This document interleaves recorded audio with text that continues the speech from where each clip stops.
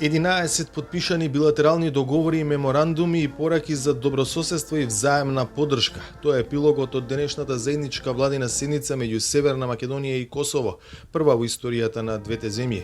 Економската соработка беше во фокусот на состаноците во Скопје. Договорено е поврзување на автопатите од двете страни на границата кај преминот Блаце, изградба на пат Тетово-Призрен, инфраструктурно поврзување на скијачките центри Попова Шапка и Брезовица. Приштина е еден од најважните трговски партнери на Скопје. Во оваа размена остваруваме значаен суфицит во наша полза, со што Косово е еден од главните извозни партнери за нашата економија.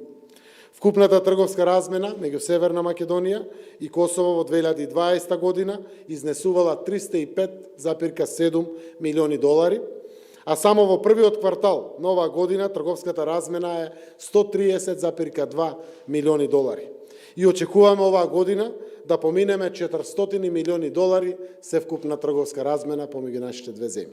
Заедничката владина седница косовскиот премиер ја нарече историски момент, изрази сочувство за трагедијата во Тетовската болница и најави за јакнување на соработката меѓу двете земји на сите нивоа.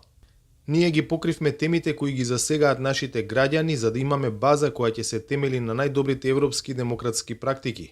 Како земји со исти цели за евроинтеграција, сваќаме дека борбата со организираниот криминал и корупција се важен предуслов и затоа е важна прекуграничната соработка. За регионалната ситуација и односите меѓу Белград и Приштина, Заев ја повтори позицијата на Скопје дека треба да има диалог и разговори кои ќе резултираат со договор.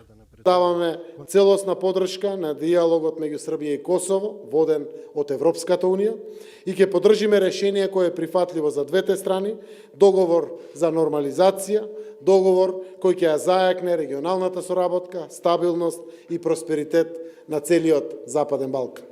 Според Заев, Балканот веќе не е буре барут, не е темпирана бомба.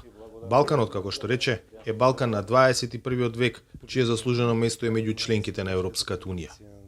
За Гласот на Америка, од Скопје, Владимир Мирчевски.